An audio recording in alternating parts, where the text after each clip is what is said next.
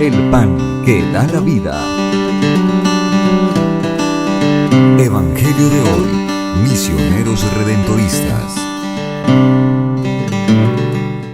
De la carta del apóstol San Pablo a los Colosenses, en el capítulo 2, versículos del 6 al 15. Hermanos, ya que han aceptado a Cristo Jesús el Señor, procedan unidos a Él, arraigados y edificados en Él, afianzados en la fe que les enseñaron y rebosando agradecimiento. Cuidado con que nadie los envuelva con teorías y con vanas seducciones de tradición humana, fundadas en los elementos del mundo y no en Cristo.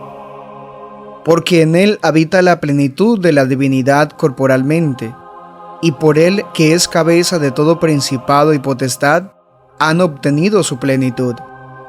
En Él han sido también circuncidados con una circuncisión no hecha por manos humanas, mediante el despojo del cuerpo de carne, con la circuncisión de Cristo. Por el bautismo fueron sepultados con Cristo y han resucitado con Él, por la fe en la fuerza de Dios que lo resucitó de los muertos. Y a ustedes que estaban muertos por sus pecados y la incircuncisión de su carne, los vivificó con Él, y nos perdonó todos los pecados. Canceló la nota de cargo que nos condenaba con sus cláusulas contrarias a nosotros. La quitó de en medio clavándola en la cruz, y destituyendo por medio de Cristo a las potestades y los principados, los exhibió en público espectáculo, y los llevó cautivos en su cortejo. Palabra de Dios, te alabamos, Señor. Del Salmo 144. El Señor es bueno con todos. Te ensalzaré, Dios mío, mi Rey, bendeciré tu nombre por siempre jamás. Día tras día te bendeciré y alabaré tu nombre por siempre jamás. El Señor es bueno con todos. El Señor es clemente y misericordioso, lento a la cólera y rico en piedad. El Señor es bueno con todos, es cariñoso con todas sus criaturas. El Señor es bueno con todos. Que todas tus criaturas te den gracias, Señor, que te bendigan tus fieles, que proclamen la gloria de tu reinado, que hablen de tus hazañas. El Señor es bueno con todos. Lectura del Santo Evangelio según San Lucas, capítulo 2, versículos del 12 al 9. Sucedió que por aquellos días se fue al monte a orar y se pasó la noche en la oración a Dios. Cuando se hizo de día, llamó a sus discípulos y eligió 12 de entre ellos, a los que llamó también apóstoles, a Simón, a quien llaman Pedro, y a su hermano Andrés, a Santiago y Juan, a Felipe y Bartolomé, a Mateo y Tomás, a Santiago de Alfeo y Simón, llamados Zelotes, a Judas de Santiago y a Judas Iscariote, que llegó a ser un traidor. Bajando con ellos, se detuvo en un paraje llano. Había una gran multitud de discípulos suyos y gran muchedumbre del pueblo de toda Judea, de Jerusalén y de la región costera de Tiro y Sidón, que habían venido para oírle y ser curados de sus enfermedades. Y los que eran molestados por espíritus inmundos quedaban curados. Toda la gente procuraba tocarle, porque salía de él una fuerza que sanaba a todos. Palabra del Señor. Gloria a ti, Señor Jesús. Reflexión de las lecturas. Monseñor Luis José Rueda Aparicio.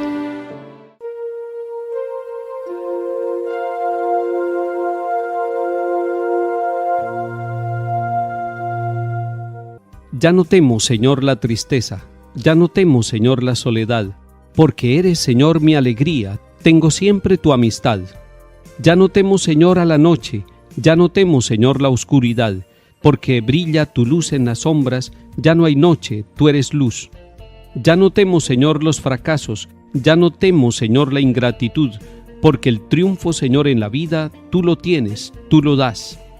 Ya no temo, Señor, los abismos, ya no temo, Señor, la inmensidad, porque eres, Señor, el camino y la vida, la verdad Amén.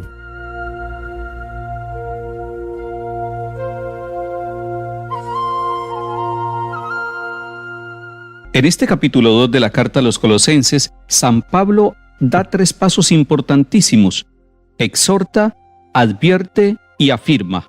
¿Qué es lo que exhorta San Pablo? Nos exhorta, junto con la comunidad de Colosas, a que si hemos aceptado a Cristo Jesús en nuestra vida, procedamos según Él.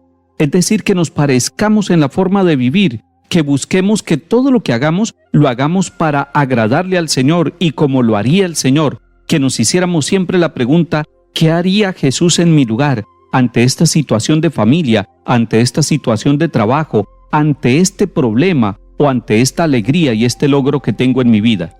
Y en esa misma exhortación, San Pablo dice: están arraigados en Cristo, por lo tanto, déjense construir. San Pablo sabe que nos estamos construyendo y que no podemos decir que somos cristianos, hombres y mujeres ya terminados. Estamos como en obra negra. Estamos construyendo nuestra vida.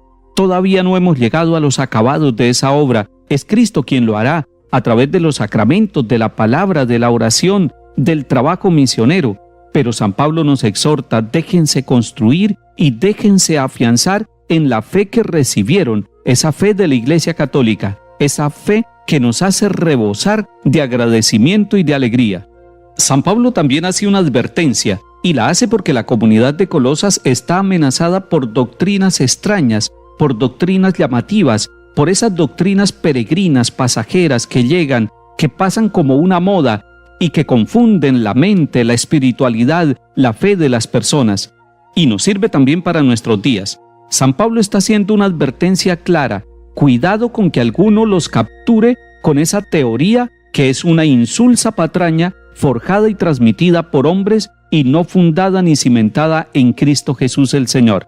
Les está hablando y les está diciendo que hay unas teorías que son muy humanas, demasiado humanas, que nos muestran una paz interior como una terapia, pero es una paz interior conquistada como con un esfuerzo, con unos ejercicios, y que, sin embargo, no nos garantiza que nosotros seamos instrumentos de reconciliación y de paz, porque esa tarea de reconciliar al mundo y de tener paz interior y de construir la paz en las relaciones con las personas con las cuales nosotros vivimos, eso viene de Dios, es una gracia superior. La paz que da Cristo es una paz distinta a como la da el mundo. Lo ha dicho Él mismo en su palabra, en su Evangelio. Otro tipo de doctrina insulsa es aquella que nos lleva a una prosperidad material, pero que nos condena a una pobreza de alma. Buscamos la prosperidad de las cosas, pero se nos olvida la riqueza de las personas, del ser humano y de los dones que Dios ha puesto en nuestra vida. También puede haber otro estilo de patraña insulsa, de teoría negativa, cuando nos muestran a un Dios que nos garantiza tener una vida exitosa y una vida fácil. Ese no es el Dios de los cristianos, porque el Dios de los cristianos es el que nos lleva a ser capaces de la cruz, a ser capaces del sacrificio, a unirnos a Jesucristo el Señor. Y finalmente San Pablo llega a la gran afirmación: es en Cristo en quien habita corporalmente toda la plenitud de la divinidad. Por lo tanto, reconozcamos y agradezcamos el bautismo, con el cual hemos sido perdonados por Dios, hemos sido circuncidados en Cristo, hemos sido vinculados a la Iglesia y somos parte del pueblo de Dios. Él borró nuestros pecados clavándolos en la cruz. Por el bautismo fuimos sepultados con Cristo y hemos resucitado con Él para tener vida nueva.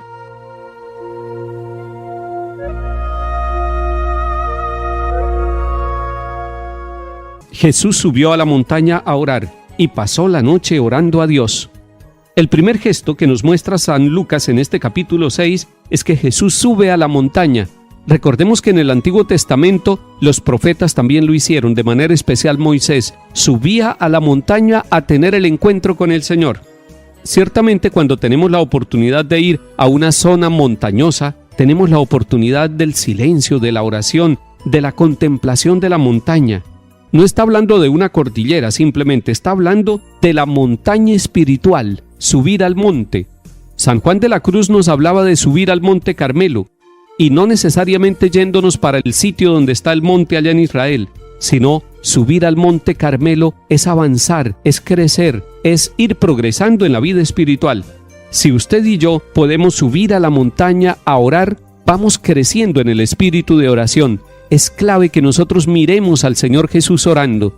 Es bueno que le aprendamos a Él a orar, a buscar los sitios de soledad y de silencio para que tengamos mucha oración. Si usted está pasando por un momento de crisis en su oración personal, por un tiempo de sequedad, como que no le gusta, no tiene tiempo, no le agrada, no siente motivación para orar, haga esto. Vaya ante el Santísimo en el templo parroquial, en el oratorio donde pueda, y quédese callado allí.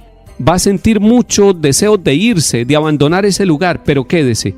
Gánele con fuerza de voluntad, persevere estando ahí en silencio, que ahí, como nos dice el Papa Francisco, Cristo lo está mirando, Cristo la está mirando, y eso va creando un clima de encuentro con el Señor que le permite redescubrir el camino de la oración y avanzar nuevamente. Es necesario que usted no se quede con la fatiga, con el desánimo en la oración. Avance en la oración, progrese en la oración. Y dice el evangelista Lucas en el capítulo 6 que Jesús pasó la noche orando a Dios. Él es el maestro de la oración. Algún día nosotros también pasaremos la noche y mucho tiempo en la oración con el Señor. Y estando en la oración y pasando esa noche en oración, es que el Señor llama a sus discípulos y escoge a los 12. Y San Lucas nos da en este capítulo 6 la lista de los 12 apóstoles del Señor. La llamada que hace el Señor a sus discípulos es fruto de una noche de oración, de intimidad con el Padre Dios. Usted y yo, todos los bautizados, hombres y mujeres, hemos sido llamados por el Señor a una vida en Cristo y en la Iglesia. Nuestra vocación es fruto de la oración del Señor. Que el Señor nos acompañe y nos siga llamando. En el nombre del Padre, y del Hijo, y del Espíritu Santo. Amén.